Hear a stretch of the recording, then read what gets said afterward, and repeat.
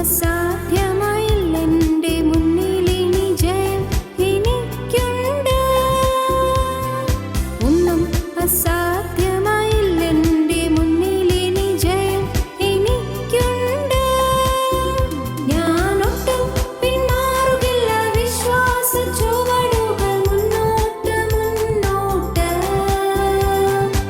ആരെല്ലാം എതിർത്താലും എന്തെല്ലാം ഭവിച്ചാലും പിന്മാറുകില്ല ഇനി ഞാൻ. അധികാരത്തോടെ ഇനി കൽപ്പിക്കും ഞാൻ, പ്രതികൂലങ്ങൾ മാറിപ്പോകും.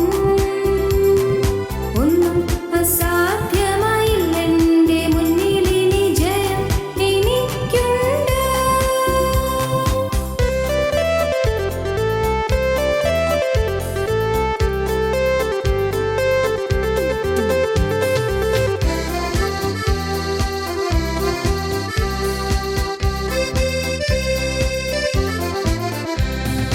അനർത്ഥമുണ്ടെന്നു ഞാൻ ഭയപ്പെടില്ല, തോൽവി വരുമെന്നും ഞാൻ ഭയപ്പെടില്ല.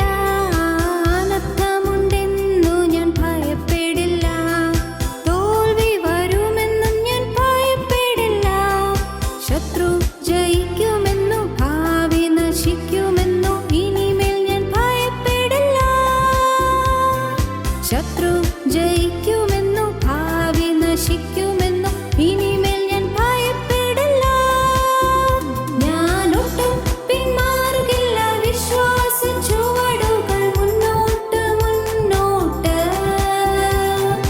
ആരെല്ലാം എതിർത്താലും എന്തെല്ലാം ഭവിച്ചാലും പിന്മാറുകില്ല ഇനി ഞാൻ. അധികാരത്തോടെ ഇനി കൽപ്പിക്കും ഞാൻ, പ്രതികൂലങ്ങൾ മാറിപ്പോകും. ഒന്നും അസാധ്യമായില്ലെൻ്റെ മുന്നിലിനി ജയം എനിക്കുണ്ട്. ഞങ്ങളും ക്രൂശിക്കപ്പെട്ട ക്രിസ്തുവിനെ പ്രസംഗിക്കുന്നു. ദൈവ തിരുനാമത്തിന് മഹത്വമുണ്ടാകട്ടെ. ദൈവവചനം ശ്രദ്ധിക്കുന്ന എല്ലാ സഹോദരീ സഹോദരന്മാർക്കും യേശുക്രിസ്തുവിൻ്റെ നാമത്തിൽ എൻ്റെ സ്നേഹവന്ദനം. വീണ്ടും നമുക്കൊരിക്കൽ കൂടെ ദൈവവചനം കേൾക്കുവാൻ വലിയവനായ ദൈവം നമുക്ക് ആയുസ്സും ആരോഗ്യവും അവസരവും തന്നതോർത്ത് നമുക്ക് ദൈവത്തെ സ്തുതിച്ചുകൊണ്ടിരിക്കാം. നാം ചിന്തിച്ചു വന്നതായ വിഷയം വെളിപ്പാട് പുസ്തകത്തിലെ ഭാഗ്യവാന്മാർ എന്നുള്ളതാണ്. വെളിപ്പാട് പുസ്തകത്തിലെ ഭാഗ്യവാന്മാർ.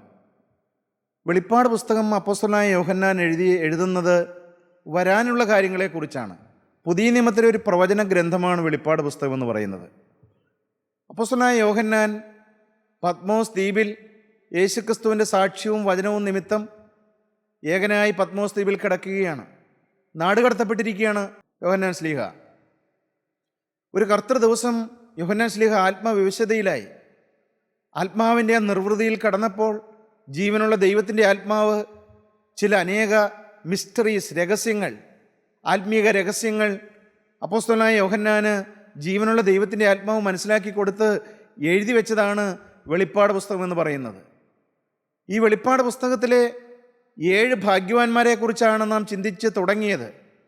അതിലൊന്നാമത്തെ ഭാഗ്യവാൻ ഈ പ്രവചനത്തിലെ വചനങ്ങളെ വായിച്ച് കേൾപ്പിക്കുന്നവരും കേൾക്കുന്നവരും ഭാഗ്യവാന്മാരെന്ന് 1-ാം അധ്യായം 3-ാം വാക്യത്തിൽ നാം കാണുകയുണ്ടായി. രണ്ടാമത്തെ ഭാഗ്യവാൻ എന്ന് പറയുന്നത് ദൈവവചനം അനുസരിക്കുന്നവരാണ് ഭാഗ്യവാന്മാർ. 22-ാം അധ്യായം വെളിപ്പാട് പുസ്തകം 7-ാം വാക്യം നമുക്കൊന്ന് വായിച്ചു കേൾക്കാം. ഇതാ ഞാൻ വേഗത്തിൽ വരുന്നു, ഇതാ ഞാൻ വേഗത്തിൽ വരുന്നു, ഈ പുസ്തകത്തിലെ പ്രവചനം പ്രമാണിക്കുന്നവൻ ഭാഗ്യവാൻ എന്ന് പറഞ്ഞു. ഈ പുസ്തകത്തിലെ പ്രവചനം പ്രമാണിക്കുന്നവൻ ഭാഗ്യവാൻ എന്ന് പറഞ്ഞു. ഈ മാറ്റമില്ലാത്ത ദൈവത്തിൻ്റെ 66 പുസ്തകങ്ങളിൽ എഴുതിയിരിക്കുന്ന ജീവനുള്ള ദൈവത്തിൻ്റെ പരിശുദ്ധാത്മാവ് നമുക്ക് രേഖപ്പെടുത്തി തന്നിരിക്കുന്നതായ പ്രവചനം, ഈ വചനം അനുസരിക്കുന്നവനാണ് ഭാഗ്യവാൻ. വചനമനുസരിക്കുക, വചനമനുസരിക്കുന്നവനാണ് ഭാഗ്യവാൻ എന്ന് പറയുന്നത്. വചനം കേൾക്കുന്നത് ഭാഗ്യമാണ്. എന്നാൽ അതിലേറെ ഭാഗ്യമാണ് ദൈവത്തിന് വചനം അനുസരിച്ചാൽ നമുക്ക് ലഭിക്കുന്നത്. വചനം കേട്ടിട്ട് നാം അനുസരിക്കുന്നില്ല എങ്കിൽ നമുക്കത് പ്രയോജനപ്പെടുകയില്ല. വചനം കേൾക്കുന്നവർ ധാരാളമുണ്ട്, വചനം കേൾക്കാൻ അനേകർ കൂടി വരുന്നുണ്ട്. എന്നാൽ ഈ വചനപ്രകാരം ജീവിതം ക്രമീകരിക്കുന്നവരും വചനപ്രകാരം ജീവിതം വിശുദ്ധീകരിക്കുന്നവരും വചനപ്രകാരം ജീവിച്ച് മുമ്പോട്ട് പോകുന്നവരും വളരെ തുലവും ചുരുക്കമാണ് പ്രിയപ്പെട്ടവർ. നിങ്ങളൊന്ന് ചിന്തിച്ചു നോക്കണം, എൻ്റെ ജീവിതം ഈ വചനപ്രകാരമാണോ? വചനത്തിൽ അടിസ്ഥാനപ്പെട്ടൊരു ജീവിതമാണോ എൻ്റേത്? വചനം വിട്ട് ഇടത്തോട്ടോ വലത്തോട്ടോ ഞാൻ മാറുകയില്ല എന്നുള്ള ഒരു നിർബന്ധം എൻ്റെ ജീവിതത്തിലുണ്ടോ? യോഹന്നാന്റെ സുവിശേഷം 14 അധ്യായം 21 വാക്യം നമുക്കൊന്ന് വായിച്ച് കേൾക്കാം. എന്റെ കൽപ്പനകൾ ലഭിച്ച് പ്രമാണിക്കുന്നവൻ എന്നെ സ്നേഹിക്കുന്നവനാകുന്നു. എൻ്റെ കൽപ്പനകൾ ലഭിച്ച് പ്രമാണിക്കുന്നവൻ എന്നെ സ്നേഹിക്കുന്നവനാകുന്നു. പ്രിയപ്പെട്ടവരെ, നമുക്ക് യേശുവിനെ സ്നേഹിക്കണമെന്നുണ്ട്, ദൈവത്തെ സ്നേഹിക്കണമെന്ന് നമ്മുടെ ഉള്ളിൽ ആഗ്രഹമുണ്ട്. എങ്ങനെയാണ് ദൈവത്തെ സ്നേഹിക്കുന്നത്? എങ്ങനെയാണ് ദൈവത്തെ പ്രസാദിപ്പിക്കേണ്ടത്? ദൈവം പ്രസാദിക്കുന്ന ഒരു ജീവിതം നയിക്കണമെന്ന് ആഗ്രഹിക്കുന്നവരാണ് പലരും, എല്ലാവരും അല്ലെങ്കിലും പലരുടെയും ഉള്ളിൽ ആഗ്രഹമുണ്ട്, ദൈവം പ്രസാദിക്കുന്ന ഒരു ജീവിതം നയിക്കണം, എനിക്ക് ദൈവത്തെ സ്നേഹിക്കണം, ദൈവത്തെ സ്നേഹിച്ചുള്ളൊരു ജീവിതം നയിക്കണം. എങ്ങനെയാണ് ദൈവത്തെ സ്നേഹിക്കുന്നത്? എന്താണ് ദൈവത്തെ സ്നേഹിക്കുക എന്ന് പറഞ്ഞാൽ? ഒന്നുകൂടെ വാക്യം വായിച്ച് കേൾക്കാം. എന്റെ കൽപ്പനകൾ ലഭിച്ച് പ്രമാണിക്കുന്നവൻ എന്നെ സ്നേഹിക്കുന്നവനാകുന്നു. എൻ്റെ കൽപ്പനകൾ ലഭിച്ച് പ്രമാണിക്കുന്നവൻ എന്നെ സ്നേഹിക്കുന്നവനാകുന്നു. വചനം കേട്ട് വചനം പ്രമാണിക്കുന്നവൻ, വചനം അനുസരിക്കുന്നവൻ, അവനാണ് ദൈവത്തെ സ്നേഹിക്കുന്നത്. ഇത് മാറ്റമില്ലാത്ത ദൈവത്തിന് വചനം പറയുന്നതാണ്, ജീവനുള്ള ക്രിസ്തു പറഞ്ഞതാണ്. എൻ്റെ വചനം ലഭിച്ച് പ്രമാണിക്കുന്നവൻ എന്നെ സ്നേഹിക്കുന്നവനാകുന്നു. പ്രിയപ്പെട്ടവരെ, തൊട്ട് താഴോട്ട് വായിച്ച്. എന്നെ സ്നേഹിക്കുന്നവനെ എൻ്റെ പിതാവ് സ്നേഹിക്കുന്നു. ഇങ്ങനെ വചനം പ്രമാണിച്ച് യേശുക്രിസ്തുവിനെ സ്നേഹിക്കുന്നവനെ പിതാവായ ദൈവവനെ സ്നേഹിക്കുന്നു. പിന്നെ ഞാനും അവനെ സ്നേഹിച്ച് അവൻ എന്നെ തന്നെ വെളിപ്പെടുത്തുമെന്ന്. പ്രിയപ്പെട്ടവരെ, വചനം പ്രമാണിക്കുന്നതാണ് യേശുവിനെ സ്നേഹിക്കുക എന്ന് പറഞ്ഞാൽ. വചനം പ്രമാണിക്കുന്നവനെ ജീവനുള്ള പിതാവായ ദൈവവും ജീവനുള്ള കർത്താവായ യേശുക്രിസ്തുവും സ്നേഹിക്കുന്നു എന്നാണ് പറയുന്നത്. പ്രിയപ്പെട്ടവരെ, വചനം പ്രമാണിച്ചാൽ നമുക്ക് ലഭിക്കുന്ന സൗഭാഗ്യങ്ങൾ, അവനാണ് ഭാഗ്യവാൻ. ജീവനുള്ള ദൈവം നമ്മെ സ്നേഹിക്കുകയാണ്. ഈ വചനം നാം പ്രമാണിക്കാൻ തുടങ്ങിയാൽ, വചനം അനുസരിച്ച് നാം ജീവിക്കാൻ തുടങ്ങിയാൽ, ഈ വചനപ്രകാരം നമ്മുടെ ജീവിതം ക്രമീകരിക്കാൻ തുടങ്ങിയാൽ, ജീവനുള്ള പിതാവായ ദൈവവും നമ്മുടെ കർത്താവായ യേശുക്രിസ്തുവും നമ്മെ സ്നേഹിക്കാൻ തുടങ്ങുകയാണ്, നമ്മെ കരുതാൻ തുടങ്ങുകയാണ്, നമുക്ക് വേണ്ടി അവൻ സകലവും നിർവഹിക്കാൻ തുടങ്ങുകയാണ്. 1 യോഹന്നാന്റെ ലേഖനം 5 അധ്യായം 3 വാക്യത്തിൽ എന്താണ് നാം വായിക്കുന്നത്? അവന്റെ കൽപ്പനകളെ പ്രമാണിക്കുന്നതല്ലോ ദൈവത്തോടുള്ള സ്നേഹം. അവന്റെ കൽപ്പനകളെ പ്രമാണിക്കുന്നതല്ലോ ദൈവത്തോടുള്ള സ്നേഹം എന്ന് പറയുന്നത്. പ്രിയപ്പെട്ടവരെ, ദൈവത്തെ സ്നേഹിക്കുന്നവനാണെങ്കിൽ എന്തു ചെയ്യും? ദൈവത്തിന് വചനം പ്രമാണിക്കും. അവൻ്റെ വചനങ്ങൾ പ്രമാണിക്കുന്നതല്ലോ ദൈവത്തോടുള്ള സ്നേഹമെന്ന് പറയുന്നത്. പിന്നെ അടുത്ത വാക്യം, അവൻ്റെ കൽപ്പനകൾ ഭാരമുള്ളവയല്ല. പ്രിയപ്പെട്ടവരെ, ദൈവത്തിന് വചനം ഭാരമുള്ളവയല്ല. നാം ചിന്തിക്കും, ഇതെന്നെ കൊണ്ട് സാധിക്കുമോ? കർത്താവ് പറഞ്ഞിരിക്കുന്ന കാര്യങ്ങളൊക്കെ അച്ചട്ടായിട്ട് ജീവിക്കാൻ ഈ ഒരു സാധാരണ മനുഷ്യന് കഴിയുമോ? എന്നെ പോലെയുള്ള ഈ കഷ്ടപ്പാടും ദുരിതവും പ്രയാസവും അനുഭവിച്ച് കഴിയുന്ന എന്നെപ്പോലെ ഒരാൾക്ക് ദൈവവചനം അനുസരിച്ചൊക്കെ ജീവിക്കാൻ സാധ്യമാണോ? അവൻ്റെ കൽപ്പനകൾ ഭാരമേറിയവയല്ല. കർത്താവ് പറയുകയാണ്, ഒന്നുകൂടെ വായിച്ച വാക്യം, അവൻ്റെ കൽപ്പനകൾ ഭാരമുള്ളവയല്ല. പിന്നെയോ, ദൈവത്തിൽ നിന്ന് ജനിച്ചതൊക്കെയും ലോകത്തെ ജയിക്കുന്നു. ലോകത്തെ ജയിച്ച ജയമോ നമ്മുടെ വിശ്വാസം തന്നെ. പ്രിയപ്പെട്ടവരെ, നിങ്ങളൊരു വീണ്ടും ജനിച്ച ദൈവവൈതലാണെങ്കിൽ, യേശുക്രിസ്തുവിനെ നിങ്ങളുടെ രക്ഷിതാവും കർത്താവുമായി സ്വീകരിച്ച ഒരു വിശ്വാസിയാണെങ്കിൽ, ഒരു രക്ഷിക്കപ്പെട്ട ദൈവവൈതലാണെങ്കിൽ, ഈ ദൈവത്തിന് വചനം പ്രമാണിക്കുന്നത് നിങ്ങൾക്കൊരു പ്രമോദമായിരിക്കും. വചനം നിങ്ങൾക്കൊരു സന്തോഷമായിരിക്കും. ഇതൊരു ഭാരമല്ല, ഇത് ഭാരമേറിയ കൽപ്പനയല്ല. പ്രിയപ്പെട്ടവരെ, ഇത് വിശ്വാസത്താൽ നമുക്ക് അനുഭവിക്കാം. യേശുക്രിസ്തുവിനെ ഹൃദയത്തിൽ നാം സ്വീകരിച്ചു കഴിഞ്ഞാൽ ദൈവത്തിൻ്റെ വചനം പ്രമാണിക്കാനുള്ള കൃപ സ്വർഗത്തിലെ ജീവനുള്ള ദൈവം തരികയാണ്. ഇത് നമ്മുടെ ആരുടെയും അധ്വാനം കൊണ്ട് ജീവിക്കേണ്ട ഒരു ജീവിതമല്ല, പ്രയാസപ്പെട്ട് ഞെരുങ്ങി ജീവിക്കേണ്ട ഒരു ജീവിതമല്ല, കഷ്ടപ്പെട്ട് ജീവിക്കേണ്ട ഒരു ജീവിതമല്ല. പ്രിയപ്പെട്ടവരെ, മണൽ കൊണ്ട് കയർ പിരിക്കുന്നത് പോലെ ജീവിക്കേണ്ട ഒരു ജീവിതമല്ല. ഇത് ദൈവത്തിൻ്റെ കൃപയാണ്. പ്രിയപ്പെട്ടവരെ, ഈ ജീവിതം വിശ്വാസത്താലാണ്. യേശുക്രിസ്തുവിലുള്ള വിശ്വാസത്താൽ, യേശുക്രിസ്തുവിനോടുള്ള സ്നേഹത്തെ പ്രതി ജീവിക്കേണ്ട ഒരു ജീവിതമാണ് ക്രിസ്തീയ ജീവിതം എന്ന് പറയുന്നത്. ഇതാരും ഭാരപ്പെട്ട് ജീവിക്കേണ്ട ജീവിതമല്ല, മടുത്ത് ജീവിക്കേണ്ട ജീവിതമല്ല. ഇത് സൗജന്യമായി ജീവനുള്ള ദൈവം അവൻ്റെ കൃപ നമുക്ക് തരികയാണ്. നാം ധാരാളം വചനം കേൾക്കുന്നവരാണ്, പക്ഷേ ഈ വചനം നാം പ്രമാണിക്കുന്നുണ്ടോ? യേശുക്രിസ്തുവിനോടുള്ള സ്നേഹം നമ്മുടെ ഉള്ളിൽ വരുന്നുണ്ടോ? ഈ ദൈവത്തിൻ്റെ വചനത്തോട് സ്നേഹം വരുന്നതാണ് ദൈവത്തോടുള്ള സ്നേഹം എന്ന് പറയുന്നത്. വചനത്തോടൊരു സ്നേഹം വരുന്നുണ്ടോ നിങ്ങൾക്ക്? വചനം പറയുന്നവരോടൊരു സ്നേഹം നിങ്ങളുടെ ഉള്ളിലുണ്ടോ? വചനം കേൾക്കുന്ന കൂട്ടായ്മയിൽ ദൈവമക്കളോടൊരു സ്നേഹം നിങ്ങൾക്കുണ്ടോ? ദൈവത്തോടും ദൈവജനത്തോടും ഒരു സ്നേഹം, അതാണ് പ്രിയപ്പെട്ടൊരു സാക്ഷാൽ സ്നേഹം എന്ന് പറയുന്നത്. അത് യേശുവിൻ്റെ സ്നേഹം നമ്മുടെ ഉള്ളിൽ ഉണ്ടെങ്കിൽ മാത്രമേ ദൈവത്തോടും ദൈവജനത്തോടും സ്നേഹം വരികയുള്ളൂ. യേശുക്രിസ്തുവിനോട് സ്നേഹം വന്നാലേ യേശുക്രിസ്തുവിൻ്റെ മക്കളോട് സ്നേഹം വരികയുള്ളൂ. ഇന്ന് അനേകർ ദൈവമക്കളെ സ്നേഹിക്കുന്നുണ്ട്, പക്ഷേ ദൈവത്തോട് സ്നേഹമില്ല. ആ സ്നേഹം അർത്ഥശൂന്യമാണ്. പ്രിയപ്പെട്ടവരെ, നാം ചിന്തിക്കണം, ഈ വചനത്തോട് എനിക്കൊരു സ്നേഹമുണ്ടോ? ഈ വചനം അനുസരിക്കാൻ എനിക്ക് ദാഹമുണ്ടോ? കർത്താവ് വേദനയോടെ പറയുന്നുണ്ട്. ലൂക്കോസിന്റെ സുവിശേഷം 6-ാം അധ്യായം 46-ാം വാക്യത്തിൽ കർത്താവ് ചോദിക്കുന്നൊരു ചോദ്യമുണ്ട്. നിങ്ങൾ എന്നെ കർത്താവേ കർത്താവേ എന്ന് വിളിക്കുകയും കർത്താവ് പറയുകയാണ്, നിങ്ങൾ എന്നെ കർത്താവേ കർത്താവേ എന്ന് വിളിക്കുകയും ഞാൻ പറയുന്നത് ചെയ്യാതിരിക്കുകയും ചെയ്യുന്നത് എന്ത്? ഞാൻ പറയുന്നത് നിങ്ങൾ ചെയ്യാതിരിക്കുകയും ചെയ്യുന്നത് എന്ത്? നിങ്ങൾ എന്നെ കർത്താവേ കർത്താവേ എന്ന് വിളിക്കുന്നുണ്ട്, പക്ഷേ നിങ്ങൾ എന്തുകൊണ്ടാണ് ഞാൻ പറയുന്നത് ചെയ്യാതിരിക്കുന്നത്, എൻ്റെ വചനം അനുസരിക്കാതിരിക്കുന്നത് എന്തുകൊണ്ടാണ്? നിങ്ങൾ എന്നെ കർത്താവേ കർത്താവേ എന്ന് വിളിക്കുന്നുണ്ട്, അതിലെനിക്ക് സന്തോഷമില്ല, അതിൽ മാത്രം ഞാൻ സന്തോഷിക്കുന്നവനല്ല. എന്നെ കർത്താവേ കർത്താവേ എന്ന് നിങ്ങൾ വിളിക്കുന്നുണ്ട്, പക്ഷേ ഞാൻ പറയുന്നത് എന്തുകൊണ്ടാണ് നിങ്ങൾ അനുസരിക്കാത്തത്, എൻ്റെ വചനം നിങ്ങൾ പ്രമാണിക്കാത്തത് എന്താണ്? കർത്താവ് നമ്മോട് ചോദിക്കുകയാണ്. വീണ്ടും മത്തായിയുടെ സുവിശേഷം 7-ാം അധ്യായം 21 മുതലതായ വാക്യം നമുക്കൊന്ന് വായിച്ച് കേൾക്കാം. അവിടെ നമ്മുടെ കർത്താവ് എന്താണ് പറയുന്നത്? മത്തായിയുടെ സുവിശേഷം 7-ാം അധ്യായം 21 മുതലതായ ചില വാക്യം. എന്നോട് കർത്താവേ കർത്താവേ എന്ന് പറയുന്നവൻ ഏവനുമല്ല.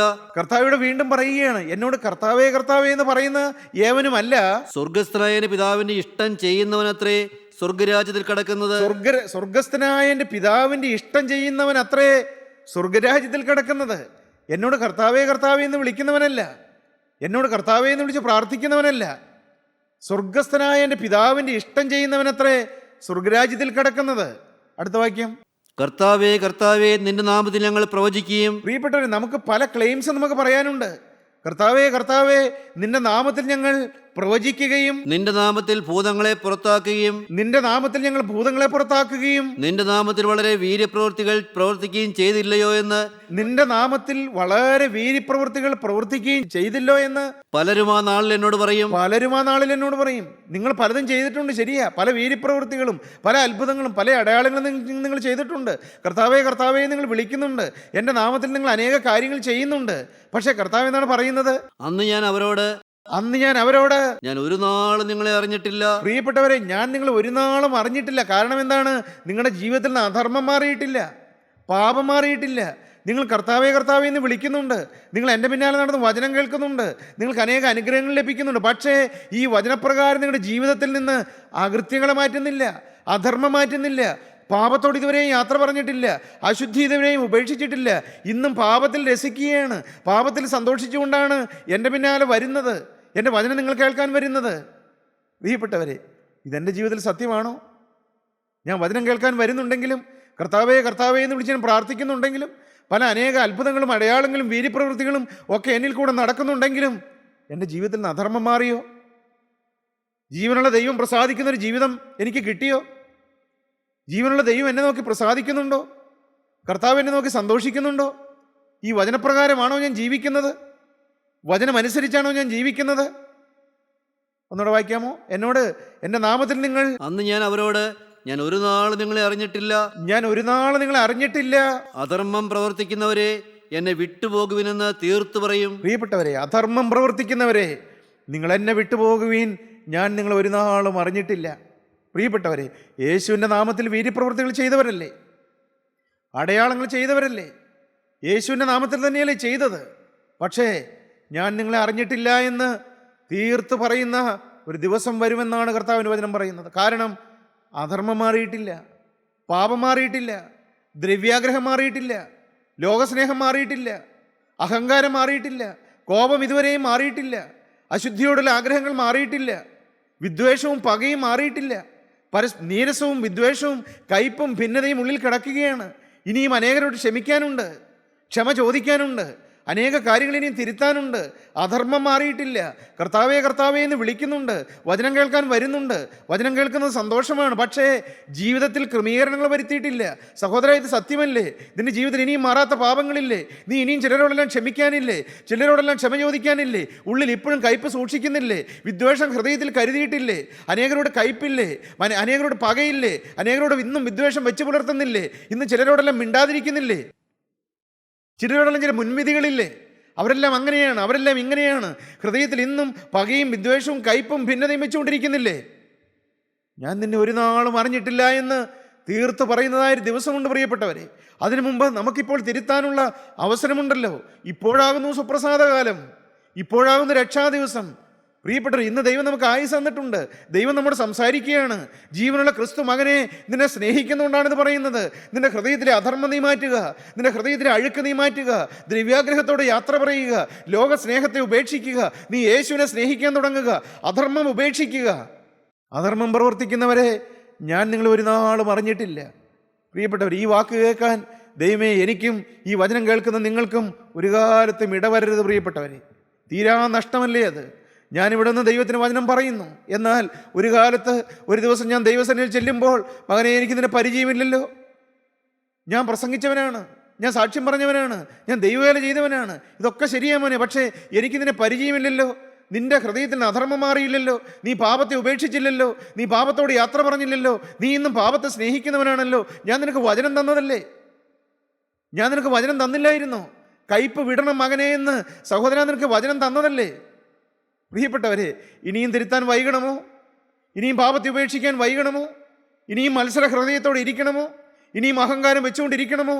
ഇനിയും തിരുത്താൻ വൈകണമോ? ആരോടെങ്കിലും ക്ഷമ ചോദിക്കാനുണ്ടോ? പ്രിയപ്പെട്ടവരെ, അമ്മായിയമ്മയോട് ക്ഷമ ചോദിക്കാനുണ്ടോ? ഭാര്യയുടെ കാല് പിടിച്ച് ക്ഷമ ചോദിക്കാനുണ്ടോ? ഭർത്താവിൻ്റെ കാൽക്കൽ വീണ് ക്ഷമ ചോദിക്കാനുണ്ടോ? അധ്യാപകരോട് ക്ഷമ ചോദിക്കാനുണ്ടോ? നിങ്ങൾ ചിന്തിച്ചു നോക്കണം. നിങ്ങൾ പഠിച്ച കാലത്ത് നിങ്ങളുടെ അധ്യാപകരെ വേദനിപ്പിച്ചവരാരെങ്കിലും ഉണ്ടോ? നിങ്ങളുടെ മുതിർന്നവരെ കളിയാക്കിയവരാരെങ്കിലും ഉണ്ടോ? അപ്പനെയും അമ്മയും വേദനിപ്പിച്ചവരാരെങ്കിലും ഉണ്ടോ? സഹോദര, ഇന്ന് ജീവനുള്ള കാലത്ത്, നിനക്ക് സുബോധമുള്ള കാലത്ത്, നിന്റെ അപ്പനും അമ്മയും ജീവിച്ചിരിക്കുന്ന കാലത്ത് നീ കാല് പിടിച്ച് ക്ഷമ ചോദിക്കുക.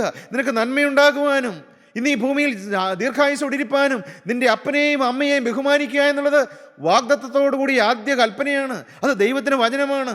ഈ വചനം കേൾക്കുന്ന നിങ്ങൾ ഓരോരുത്തരും ചിന്തിക്കണം, ഞാൻ എൻ്റെ അപ്പനോട് ഏതെങ്കിലും കാര്യത്തിൽ ബഹുമാനക്കുറവ് കാണിച്ചിട്ടുണ്ടോ? എൻ്റെ അപ്പനെ വേദനിപ്പിച്ചിട്ടുണ്ടോ? എൻ്റെ അമ്മയെ ഞാൻ നൊമ്പരപ്പെടുത്തിയിട്ടുണ്ടോ? എൻ്റെ അമ്മയ്ക്ക് ഞാനൊരു ദുഃഖവിഷയമായി തീർന്നിട്ടുണ്ടോ? എൻ്റെ വാക്കുകൊണ്ട് ആരുടെയെങ്കിലും ഹൃദയം മുറിപ്പെട്ട് വ്രണപ്പെട്ടിരിക്കുന്നുണ്ടോ?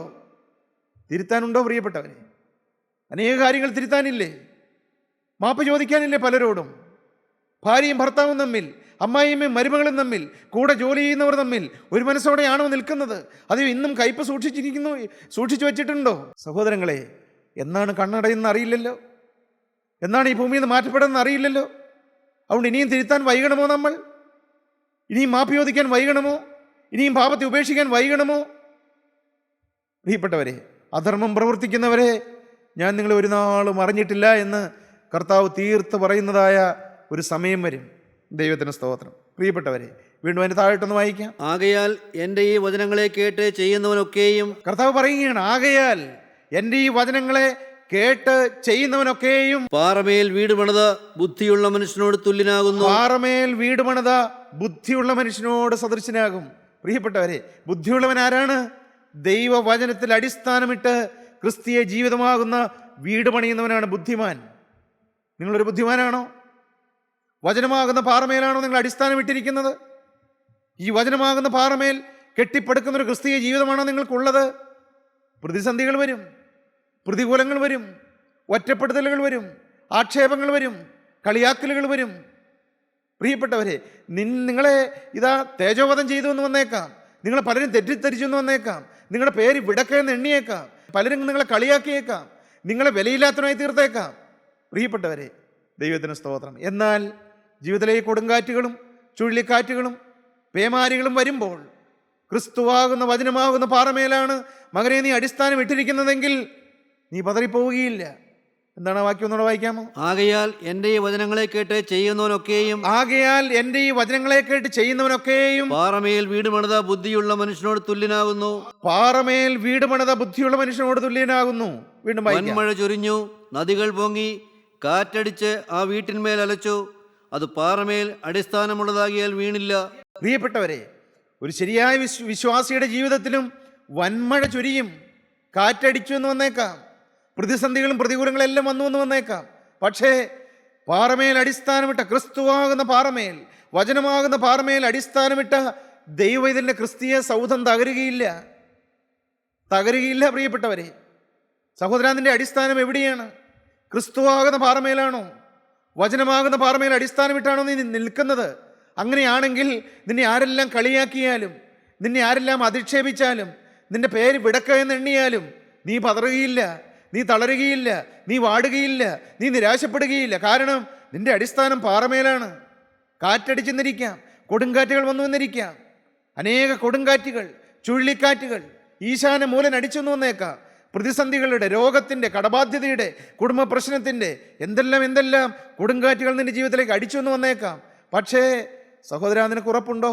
ക്രിസ്തുവാകുന്ന പാറമേലാണ് ഞാൻ അടിസ്ഥാനമിട്ടിരിക്കുന്നത്. ക്രിസ്തുവിൻ്റെ വലങ്കരത്തിൽ പിടിച്ചുകൊണ്ടാണ് ഞാൻ ജീവിക്കുന്നത്. അല്ല, യേശു എൻ്റെ വലങ്കരത്തിൽ പിടിച്ചിട്ടുണ്ട്. അവനാണ് എന്നെ നടത്തുന്നത്. ഞാൻ യേശുവിൻ്റെ മുഖത്ത് നോക്കിയാണ് ജീവിക്കുന്നത്. വിശ്വാസത്തിൻ്റെ നായകനും പൂർത്തി വരുത്തുന്നതിനുമായ യേശുവിൻ്റെ ആ തിരുമുഖം കണ്ടുകൊണ്ടാണ് ഞാൻ ജീവിക്കുന്നത്. മനുഷ്യരുടെ മുഖത്ത് നോക്കിയല്ല ഞാൻ ജീവിക്കുന്നത്. മനുഷ്യരെ പ്രസാദിപ്പിക്കാനല്ല ഞാൻ ജീവിക്കുന്നത്. എന്നെ വീണ്ടെടുത്തവനായ ഒരു ക്രിസ്തുവുണ്ട്. എനിക്ക് വേണ്ടി മരിച്ചൊരു യേശുവുണ്ട്. എനിക്ക് വേണ്ടി ജീവൻ വെടിഞ്ഞൊരു ക്രിസ്തുവുണ്ട്. ഈ നിസാരനായ, ഈ പൊട്ടക്കഴുതിയായ, നിത്യനരകത്തിൻ്റെ അവകാശിയായ ഈ മ്ലേച്ഛനായ എന്നെ നിത്യസ്നേഹം കൊണ്ട് സ്നേഹിച്ച് എന്നെ വിലക്ക് മേടിച്ച എനിക്കൊരു ഉടയവനുണ്ട്. ഞാൻ അവനെ കണ്ടുകൊണ്ടാണ് ജീവിക്കുന്നത്. അവനെയാണ് ഞാൻ വിളിച്ചപേക്ഷിക്കുന്നത്. അവനോടെയാണ് ഞാൻ പ്രാർത്ഥിക്കുന്നത്. അവന് വേണ്ടിയിട്ടാണ് ഈ ജീവിതം വേർതിരിച്ചിരിക്കുന്നത്. അവനാണ് എൻ്റെ ഉടമസ്ഥൻ. മകനെ, നിനക്ക് ഉറപ്പുണ്ടോ? സഹോദര, നിനക്ക് ഉറപ്പുണ്ടോ? പ്രിയപ്പെട്ട മകളെ, നിനക്ക് ധൈര്യമുണ്ടോ? ഞാൻ യേശുവിൻ്റെ പിന്നാലെയാണ് പോകുന്നത്. യേശുവാണ് എന്നെ വിളിച്ചത്. യേശുവാണ് എൻ്റെ വലങ്കരത്തിൽ പിടിച്ചിരിക്കുന്നത്. എന്നെ വീണ്ടെടുത്തിരിക്കുന്നവൻ അവൻ ജീവനുള്ള ക്രിസ്തുവാണ്. അവനാണ് എൻ്റെ ഉടയവൻ. അവനാണ് എൻ്റെ ഉടമസ്ഥൻ. അവനാണ് എൻ്റെ നാഥൻ. അവനാണ് എൻ്റെ രക്ഷകൻ. അവനാണ് എന്നെ വിളിച്ചിറക്കിയത്. എന്നെ വിളിച്ചിറക്കിയ ദൈവം അവനവസാനത്തോളം എത്തിക്കാൻ ശക്തനാണ്. ഈ ഉറപ്പ് നിങ്ങളുടെ ഹൃദയത്തിലുണ്ടോ പ്രിയപ്പെട്ടവരെ? നമ്മുടെ അടിസ്ഥാനം എവിടെയാണ്? പാറമേലാണോ അതോ മണലിന്മേലാണോ? വീണ്ടും കർത്താവ് പറയുന്നുണ്ട്, മണൽമേൽ വീട് പണിതതിന്റെ അവസ്ഥ എന്താണെന്ന്. എന്റെ ഈ വചനങ്ങളെ കേട്ട് ചെയ്യാത്തവനൊക്കെയും എൻ്റെ ഈ വചനങ്ങളെ കേട്ട് ചെയ്യാത്തവനൊക്കെയും മണലിന്മേൽ വീട് പണിത മനുഷ്യനോട് തുല്യനാകുന്നു. മണലിന്മേൽ വീട് പണിത മനുഷ്യനോട് തുല്യനാകുന്നു. വൻമഴ ചൊരിഞ്ഞു, വൻമഴ ചൊരിഞ്ഞു, നദികൾ പൊങ്ങി കാറ്റടിച്ചു, നദികൾ പൊങ്ങി കാറ്റടിച്ചു, ആ വീട്ടിന്മേൽ അലച്ചു, ആ വീട്ടിന്മേൽ അലച്ചു, അത് വീണു, അതിന്റെ വീഴ്ച വലിയതായിരുന്നു. അതിന്റെ വീഴ്ച വലിയതായിരുന്നു. പ്രിയപ്പെട്ടവരെ, എന്തുകൊണ്ടാണ് തളർന്നു പോകുന്നത്? എന്തുകൊണ്ടാണ് വാടിപ്പോകുന്നത്? നിസ്സാര കാര്യം വരുമ്പോഴത്തേക്കും എന്തുകൊണ്ടാണ് ക്രിസ്തുവിനെ തള്ളിപ്പറഞ്ഞു പോകുന്നത്? ക്രിസ്തീയ വഴി ഉപേക്ഷിക്കുന്നത്? എന്താണ് പ്രിയപ്പെട്ടവരെ കാരണം? അടിസ്ഥാനം മണലിന്മേലാണ്. അടിസ്ഥാനം പാറമേലായിട്ടില്ല. അടിസ്ഥാനം ക്രിസ്തുവിലായിട്ടില്ല. ക്രിസ്തുവാകുന്ന കാൽവറിയിൽ തകർക്കപ്പെട്ട പാറയിൽ മകനെ നീ അടിസ്ഥാനമിട്ടാൽ നീ തളരുകയില്ല, നീ പരാജയപ്പെടുകയില്ല. നിനക്ക് ആത്യന്തികമായ ജയം യേശു ക്രിസ്തു നിനക്ക് തരും. അനേകർ പാപത്തിൽ വലഞ്ഞു കിടക്കുകയാണ്, നിരാശപ്പെട്ട് കിടക്കുകയാണ്. ജയമില്ലെന്നാണ് പറയുന്നത്. മകനെ, നിനക്ക് ജയം ക്രിസ്തു തരും. നീ ക്രിസ്തുവിൽ ആശ്രയിക്കൂ. നീ ക്രിസ്തുവിൻ്റെ മുഖത്തേക്ക് നോക്കൂ. നീ ക്രിസ്തുവിൻ്റെ ക്രൂശിലേക്ക് നോക്കൂ. ക്രിസ്തുവിൻ്റെ തിരുരക്തത്തിൽ ആശ്രയിക്കൂ. ആ രക്തം നിനക്ക് ജയം തരും. യേശുവിൻ്റെ രക്തം അത് ജയം തരുന്ന രക്തമാണ്. അത് പാപം കഴുകിത്തരുന്ന രക്തമാണ്. ഇത് പരാജയപ്പെട്ടവനെ ജയിപ്പിക്കുന്ന രക്തമാണ് യേശുവിൻ്റെ രക്തം. ആ രക്തം ഇന്ന് ജീവിക്കുന്ന രക്തമാണ്. ആ രക്തം ഇന്ന് സംസാരിക്കുന്ന രക്തമാണ്. ആ രക്തം സഹായിക്കുന്ന രക്തമാണ്. ആ രക്തം ഉയർത്തുന്ന രക്തമാണ്. ആ രക്തം വീണ്ടെടുക്കുന്ന രക്തമാണ്. ആ രക്തം കഴുകുന്ന രക്തമാണ്.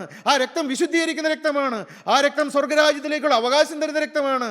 ആ രക്തത്തിൽ നിങ്ങൾ ആശ്രയിക്കുമോ? ആ രക്തത്തിൽ നിങ്ങൾ വിളിച്ചപേക്ഷിക്കുമോ? ആ രക്തത്തിലേക്ക് നിങ്ങൾ നോക്കുമോ? കാൽവറിയിൽ കൂടി ഒഴുകി വരുന്ന ആ പരിശുദ്ധ രക്തം, ഹല്ലേലൂയ.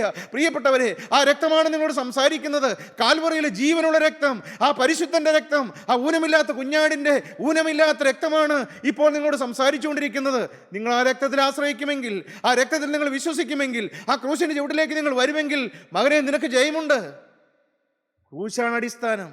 ക്രൂശിലെ തിരുരക്തമാണ് അടിസ്ഥാനം. ക്രൂശിലെ ബലിയാണ് അടിസ്ഥാനം. ക്രൂശിൽ മരിച്ച ക്രിസ്തുവാണ് അടിസ്ഥാനം. അവനാണ് പാറ. അവനാണ് മാറാത്തവൻ. മാറിടും മനുഷ്യരെല്ലാം മറന്നിടും സ്നേഹിതരും. മാറ്റമില്ലാത്തവൻ എൻ മനുവേൽ, അവൻ മഹിമയിൽ വാഴുന്നു ഇന്നും എനിക്കായി. ഹല്ലേലൂയ. പ്രിയപ്പെട്ടവരെ, യേശു ജീവിക്കുന്നുണ്ട്. യേശു നിന്നെ സ്നേഹിക്കുന്നുണ്ട്. യേശു നിനക്ക് വേണ്ടി മരിച്ചിട്ടുണ്ട്. യേശു നിനക്ക് വേണ്ടി അവൻ ജീവൻ വെടിഞ്ഞിട്ടുണ്ട്. മകനെ, നീ എന്തിനാണ് നിരാശപ്പെടുന്നത്? നിനക്കൊരു അപ്പനില്ലേ? നിനക്കൊരു ഉടമസ്ഥനില്ലേ? അവൻ ജീവിക്കുന്നവനല്ലേ? അവനല്ലേ നിന്റെ അരികത്ത് വന്നു നിൽക്കുന്നത്? അവനല്ലേ നിന്നോട് സംസാരിക്കുന്നത്? നിന്റെ ജീവിതം അവൻ്റെ കയ്യിലേക്ക് കൊടുക്കൂ. നിന്റെ ജീവിതം അവന് വേണ്ടി കൈമാറൂ. അവൻ്റെ കരങ്ങളിലേക്ക് നിന്റെ ജീവിതം ഏൽപ്പിച്ചു കൊടുക്കുക. മകനെ, നീ രോഗിയായിരിക്കുക. മകനെ, നീ ഒരു നിസാരനായിരിക്കാം. നിനക്ക് വിദ്യാഭ്യാസമില്ലായിരിക്കാം. നിനക്ക് സൗന്ദര്യമില്ലായിരിക്കാം. നിനക്ക് കുടുംബ മഹിമയില്ലായിരിക്കാം. ഇതൊന്നും യേശുവിന് വേണ്ട. പ്രിയപ്പെട്ടവരെ, നിന്റെ ജീവിതം ആയിരിക്കുന്ന അവസ്ഥയിൽ, ആയിരിക്കുന്ന പ്രകാരം ആ ബാലകന്റെ കയ്യിലെ 5 അപ്പവും 2 മീനും പോലെ യേശുവിൻ്റെ കയ്യിലേക്ക് ഇപ്പോൾ നീ ഏൽപ്പിച്ചു കൊടുത്താൽ അവൻ്റെ കരങ്ങളിൽ അവൻ എടുക്കുന്നവനാണ്. അവൻ വാഴ്ത്തുന്നവനാണ്. അവൻ നുറുക്കുന്നവനാണ്. അവൻ അനുഗ്രഹിക്കുന്നവനാണ്. അവൻ വർദ്ധിപ്പിക്കുന്നവനാണ്. അവൻ അനേകർക്ക് പ്രയോജനമുള്ള ഒരു മാനപാത്രമാക്കി നിന്നെ മാറ്റുന്നവനാണ്. യേശു ജീവിക്കുന്നുണ്ട്. പ്രിയപ്പെട്ടവരെ, അവൻ നിങ്ങളെ സ്നേഹിക്കുന്നുണ്ട്. അവൻ്റെ അരികിലേക്ക് നിങ്ങൾ വരുവീൻ. അല്ല, അവൻ നിങ്ങളുടെ അരികിലേക്ക് വന്നിരിക്കുകയാണ്. അവൻ്റെ കയ്യിലേക്ക് നിങ്ങളുടെ ജീവിതം കൊടുക്കുവീൻ. അവന് വേണ്ടി നിങ്ങളുടെ ഭാവി വേർതിരിപ്പീൻ. അവനോട് നിങ്ങൾ വാക്ക് പറയുവീൻ. പ്രിയപ്പെട്ടവരെ, ദൈവത്തിൻ്റെ വചനമനുസരിച്ചുള്ള ജീവിതം, ക്രിസ്തുവാകുന്ന പാറമേൽ അടിസ്ഥാനമിട്ടുള്ളൊരു ജീവിതം എന്തൊരു ധൈര്യമാണ് പ്രിയപ്പെട്ടവരെ, എന്തൊരു പ്രാഗൽഭ്യമാണ്. ഒരു ഭയവുമില്ല, ഒന്നിനെക്കുറിച്ചും ഭയമില്ല. അത് അഹങ്കാരമാണോ? ഒരിക്കലും അഹങ്കാരമല്ല പ്രിയപ്പെട്ടവരെ. അഹങ്കരിക്കാൻ ഒന്നുമില്ല. എന്തിൽ അഹങ്കരിക്കാൻ? എന്തിൽ പ്രശംസിക്കാൻ? ഒന്നിനും പ്രശംസിക്കാനില്ല. ഈ ബലഹീനായ എനിക്ക് പ്രശംസിക്കാനൊന്നുമില്ല പ്രിയപ്പെട്ടവരെ. കുടുംബമഹിമയിൽ പ്രശംസിക്കാനില്ല, വിദ്യാഭ്യാസ യോഗ്യതകളില്ല, ഒന്നും എടുത്തു പറയാനില്ല. ആകെ ഒരു യോഗ്യത മാത്രം, യേശുക്രിസ്തുവിനെ സ്നേഹിച്ചു എന്നുള്ളത് മാത്രം, യേശുക്രിസ്തുവിനെ വീണ്ടെടുത്തിരിക്കുന്നു എന്നുള്ളത് മാത്രം. യേശുവിൻ്റെ പരിശുദ്ധമായ രക്തത്താൽ അവൻ എന്നെ വീണ്ടെടുത്തിരിക്കുന്നു. ഞാനൊരു വീണ്ടെടുക്കപ്പെട്ട ദൈവവേദനാണ്. ഞാൻ യേശുവിൻ്റെ രക്തത്തിന് വിലയാണ്. ഞാൻ എൻ്റെ യേശുവിനെ സ്തുതിക്കുകയാണ്. ഹല്ലേലൂയ. യേശുവിൻ്റെ രക്തം കൊടുത്ത് അവൻ എന്നെ വിലയ്ക്ക് മേടിച്ചിരിക്കുന്നു. ഞാൻ യേശുവിൻ്റെ സ്വന്തമാണ്. യേശു എൻ്റെ സ്വന്തമാണ്. യേശു എൻ്റെ അപ്പനാണ്. യേശുവിൻ്റെ ഉടയവനാണ്. യേശുക്രിസ്തുവിൻ്റെ നാഥനാണ്. യേശുക്രിസ്തുവിൻ്റെ വീണ്ടെടുപ്പുകാരനാണ്. യേശുക്രിസ്തുവിൻ്റെ യജമാനനാണ്. യേശുവിനെ വീണ്ടും ചേർക്കാൻ വരുന്നവനാണ്. ഞാൻ അവൻ്റെ സ്വന്തമാണ് പ്രിയപ്പെട്ടവരെ. അതാണ് എൻ്റെ പ്രാഗൽഭ്യം, അതാണ് എൻ്റെ സന്തോഷം, അതാണ് എൻ്റെ സമാധാനം, അതാണ് എൻ്റെ ധൈര്യം. പ്രിയപ്പെട്ടവരെ, ഞാൻ നിങ്ങളെക്കാൾ എന്തെങ്കിലും പ്രത്യേകതയുള്ളവനല്ല. എന്നാൽ ക്രിസ്തുവാകുന്ന പാറമേൽ ഒരടിസ്ഥാനം ഇടുവാനുള്ള ഭാഗ്യം എനിക്ക് കിട്ടി പ്രിയപ്പെട്ടവരെ. അതുകൊണ്ട് ഞാനിന്നൊരു ഭാഗ്യവാനാണ്. ദൈവവചനത്തിൽ അടിസ്ഥാനപ്പെട്ട ഒരു ജീവിതം നയിക്കുവാൻ ജീവനുള്ള ക്രിസ്തു എനിക്ക് ഭാഗ്യം തന്നു. അതുകൊണ്ടാണ് ഞാൻ ഇന്ന് സന്തോഷത്തോടെ ഇവിടെ നിൽക്കുന്നത്. അതുകൊണ്ടാണ് ഞാൻ സമാധാനത്തോടെ നിൽക്കുന്നത്. ജീവിതത്തിൽ പ്രതിസന്ധികൾ വന്നിട്ടുണ്ട്, രോഗങ്ങൾ വന്നിട്ടുണ്ട്. എൻ്റെ ഭാര്യയ്ക്ക് ക്യാൻസർ രോഗം വന്നു പ്രിയപ്പെട്ടവരെ. എന്നാൽ ഞാൻ ധൈര്യത്തോടെ ഇന്ന് പ്രത്യാശയോടെ ഇവിടെ നിൽക്കുന്നത് എന്തുകൊണ്ടാണെന്ന് അറിയാമോ? എനിക്ക് വേണ്ടി പ്രവർത്തിക്കാൻ ഒരു ദൈവമുണ്ട്. എന്നെ സ്നേഹിക്കുന്ന ഒരു യേശു ജീവിക്കുന്നുണ്ട്. അവനിന്ന് ജീവിക്കുന്നുകൊണ്ടാണ് ഞാനിവിടെ നിൽക്കുന്നത്. പ്രിയപ്പെട്ടവരെ, എനിക്ക് വേറെ ധൈര്യമൊന്നുമില്ല, എനിക്ക് വേറെ പ്രാഗൽഭ്യമൊന്നുമില്ല, എനിക്ക് അഭിമാനിക്കാനൊന്നുമില്ല. അപ്പോസ്തലനായ പൗലോസ് പറഞ്ഞു, എനിക്കോ നമ്മുടെ കർത്താവായ യേശു ക്രിസ്തുവിൻ്റെ ക്രൂശിലല്ലാതെ പ്രശംസിപ്പാൻ ഇട വരരുത് എന്ന്. പ്രിയപ്പെട്ടവരെ, എനിക്കും എൻ്റെ ജീവിതത്തിലേക്ക് തിരിഞ്ഞു നോക്കുമ്പോൾ പ്രശംസിക്കാൻ ഒന്ന് മാത്രമേ ഉള്ളൂ. യേശു ജീവിക്കുന്നു. യേശു എന്നെ സ്നേഹിച്ചു. യേശു എന്നെ വീണ്ടെടുത്തിരിക്കുന്നു. അവൻ എൻ്റെ പാപം സൗജന്യമായി ക്ഷമിച്ചു തന്നിരിക്കുന്നു. അവൻ എന്നെ നിത്യജീവൻ്റെ അവകാശിയാക്കി തീർത്തിരിക്കുന്നു. ഞാൻ യേശു സ്വന്തമാണ് എന്നുള്ള ആ ഒരൊറ്റ പ്രാഗൽഭ്യം മാത്രമേ ഉള്ളൂ പ്രിയപ്പെട്ടവരെ. ഞാൻ എൻ്റെ ജീവിതം ഒരിക്കൽ കൂടെ യേശുവിൻ്റെ ആണിപ്പാടുള്ള കരങ്ങളിൽ സമർപ്പിക്കുകയാണ്. ശേഷിക്കുന്ന കാലം എത്രയുണ്ടെന്ന് എനിക്കറിയില്ല പ്രിയപ്പെട്ടവരെ. ഇപ്പോൾ ഏതാണ്ട് 50 വയസ്സായി. ഇനി എത്ര കാലമുണ്ടെന്ന് എനിക്കറിയില്ല. എന്നാൽ ഉള്ള കാലം എനിക്ക് വേണ്ടി ക്രൂശിൽ മരിച്ച എൻ്റെ യേശുവിൻ്റെ ഒരു വിശുദ്ധനാകാൻ, എൻ്റെ യേശുവിൻ്റെ ഒരു വിശുദ്ധ സാക്ഷിയാകുവാൻ ഞാൻ എൻ്റെ ആയുസ്സിനെ അവൻ്റെ കരങ്ങളിൽ സമർപ്പിക്കുകയാണ്. നിങ്ങൾക്ക് സമർപ്പിക്കാൻ തോന്നുന്നുണ്ടോ? ഈ നല്ല യേശുവിൻ്റെ കയ്യിലേക്ക് നിങ്ങളുടെ ജീവിതം കൊടുക്കാൻ തോന്നുന്നുണ്ടോ? ഉണ്ടെങ്കിൽ മകനെ, ഇപ്പോൾ യേശു നിന്റെ നേരെ ആണിപ്പാടുള്ള കരം നീട്ടി ാണ്. ഇത് നല്ല സമയമാണ്. ഇത് അനുഗ്രഹിക്കപ്പെട്ട സമയമാണ്. ഇപ്പോൾ കൊടുക്കുക ജീവിതം. യേശുവിനെ പരമേൽപ്പിക്കുക. അവൻ നിന്റെ കരങ്ങളിൽ എടുക്കട്ടെ.